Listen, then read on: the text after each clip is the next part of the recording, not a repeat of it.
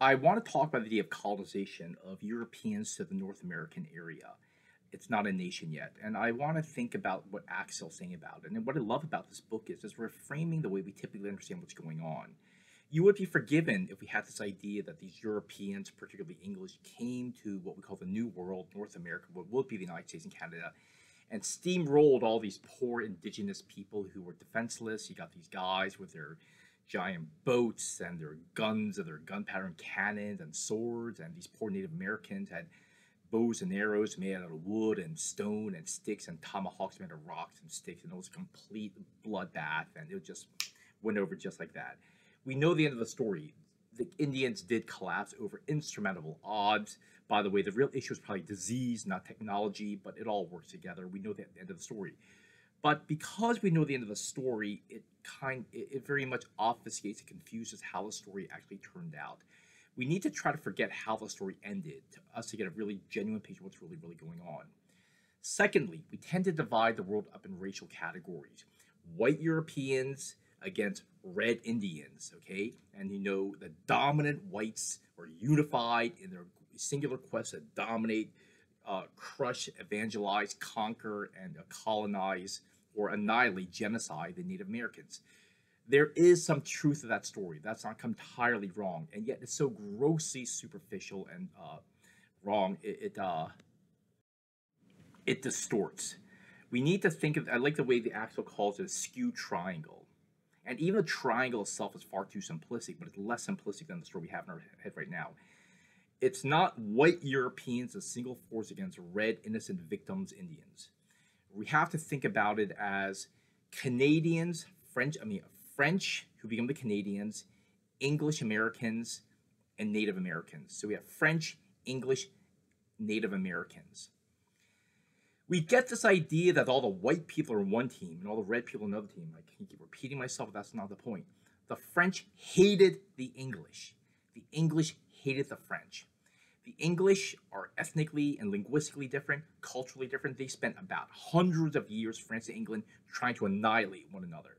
They're not bros here. They're not happy with one another. And they're going to America to extend their rivalry into Europe. This is imperialism. They need to suck as much resources out of America to continue their power and the wars for domination back in Europe.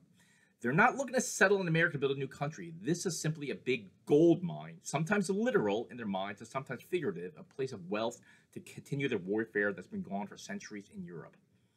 They're not loving one another. They're rivals. When they go to the New World,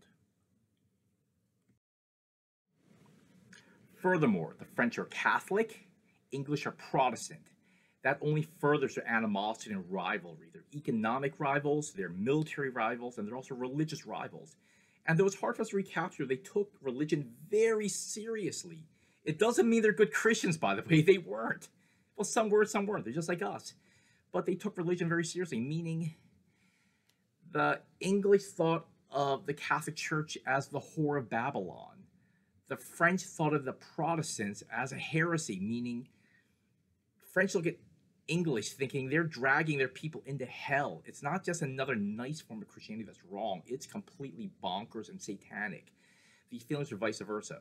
So if you think of missionaries who I think were largely sincere, though we might think they're misguided but sincere, if they're converting the Native Americans, they got to be thinking if the wrong church converts those people to their religion or their heresy, they're dragging a whole population of people to hell and vice versa. So, there's a lot at stake. I mean, do you really want these Native Americans to become Catholic? Then they're going to hell. Or if you're Catholic, do you want them to go to this horrible heresy called Protestantism, dragging them into hell? And out of any kind of compassion, you wouldn't want that. So that's something that's going on here. So Axel calls this things a skew triangle. It's like so what's going on is the French are trying to conquer and convert the Native Americans. The English are trying to conquer and convert the Native Americans. The Native Americans, though not overtly, are actually intentionally or unintentionally trying to, in some sense, convert and bring French and English people to their side. The Native Americans aren't stupid, by the way. I mean, they're just as savvy. They have their own agenda. Number one, The Native Americans were not unified. There's not one group of people called Native Americans who are a bunch of nature lovers like we get in movies like the Avatar or the Pocahontas movies. They, for centuries, have been fighting one another in their own civil wars, their own tribal wars.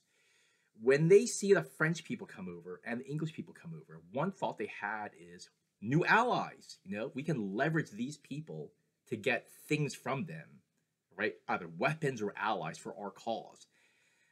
The Native Americans are against one another as much as they're against the English and the French, and sometimes they're with the English and the French. These rivalries and the alliances always often being made. So here's what's interesting. We tend to think the Europeans liked one another, were Europeans, and they don't like those Native Americans.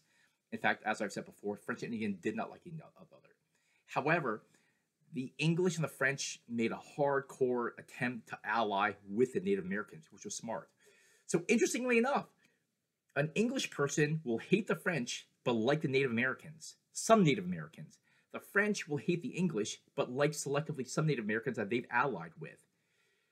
Also making the situation more complicated, the Native Americans often hate one another because they've been hating each other for centuries, but they'll like the French and English, depending on who they're aligned with. So again, it's a complicated situation. Everyone is acting on their own self-interest. They're leveraging the situation for their own advantage. So we have to understand the complexity of the situation. It's not what we think it is. And it creates for a complicated mix. We'll get to the British side of the story next. But for a bit now, I do want to talk about what's going on with the French. What's going on with the French? We know the British colonial empire is basically the eastern seaboard, what we will later on think of the 13 colonies. What you probably don't know as much is the French made a foothold in the empire. And their empire was actually a Great Lakes inland empire, meaning they went down the St. Lawrence River. I'll show you a map next time we get together. And they built their empire around the Great Lakes region. There weren't, compared to the English, there weren't a lot. Certainly compared to the Spanish, there weren't a lot. They were few in number. Now, again, they're not here to kill a bunch of Indians, although they did. That's not really what their goal is. What's their goal? What are they doing here? Well, they're here to make money. They're here to get rich. Well, ideally, they'd like to be like the Spanish or Portuguese and find giant mountains of gold. That ain't happening. I mean, if there was gold in the Great Lakes region, they would have found it, but there was not. So it's kind of like you go there and they're like, well, we got to make money. What kind of money can be made here? And there's fishing, of course. There's farming. There's a food shortage, which we'll talk about next time we get together. But actually, bizarrely enough, one thing they found was beaver pelts. America in the Great Lakes region in general is just crawling. It's overwhelmed with beavers. What's so great about beavers? Well, their fur is oily. It's water resistant. Beaver fur became all the rage in Europe. It was their, I don't know, whatever, popular trend. I mean, they're very, very good at making hats, in other words. In other applications. It was practical. It's also very fashionable. It's like Gucci or, I don't know, Yeezys. I mean, the Europeans could not get enough beaver pelts. So how do you harvest, and they're getting rich off this, by the way. So if you're a French person trying to set up a beaver pelt harvest empire, how are you going to do this? Well, the Native Americans in that Great Lakes area had been hunting beaver pelts upon generation upon generation upon generation. Now, they're not going to farm beavers. No one knows how to do that. And even now, I don't think we can really do that. You've got to hunt them. Well, how do you hunt beavers? Well, you can't just go there with all your European guns blazing and start mowing down beavers like a machine gun. It's not going to work that way. You need someone who really, really knows the land, knows the living habits of the beavers, the migration patterns, where to find them, and they found them by trapping them. But again, you need to know where they are. There were Native Americans. Again, we talked about how they were semi-nomadic. They wandered around all over this vast territory, knowing how to capture beavers. And the Native Americans have been eating beavers, catching and wearing beavers and eating them for a long time. But again, because they're semi-nomadic, they never had a massive warehouse of beavers. They just killed as much as they needed until they needed more. The European appetite for beaver pelts was insatiable. I mean, they would have killed every beaver on planet Earth, and then more if they could have. So they align, and now if you kill all the Native Americans and make them hate you, you're not going to be very good at hunting beaver pelts. So what you got to do if you're a self-interested French person, and that's your empire, beaver pelt, you got to make nice with the Native Americans. I mean, you got to make really nice. You got to tell the Native Americans, you hunt the beaver pelts and we'll make you happy.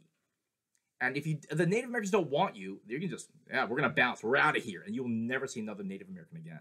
And then you'll never see another beaver pelt, all right? So it is in the self-interest of the French people to make super nice with the Native Americans. It's not one of domination. It is one of partnership.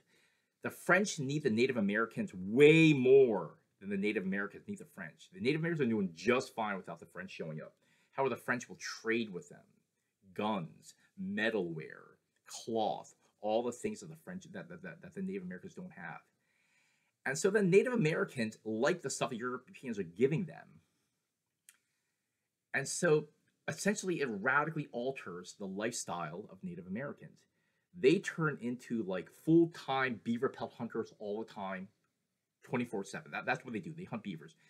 And they're being paid to do so now. It's almost like they took a subsistence lifestyle and made it a commercial lifestyle. The Indians became professional beaver pelt hunters. Now, how do you make this happen? You have a lot of French fur trappers who kind of went alongside and joined these Indian tribes to hunt with them, to learn their ways. And one thing that happened was some kind of hybridity, some merger of the life of a French beaver trapper and the Native Americans. It's interesting. The material culture, the clothing, the stuff they ate, the way they lived, it actually merged.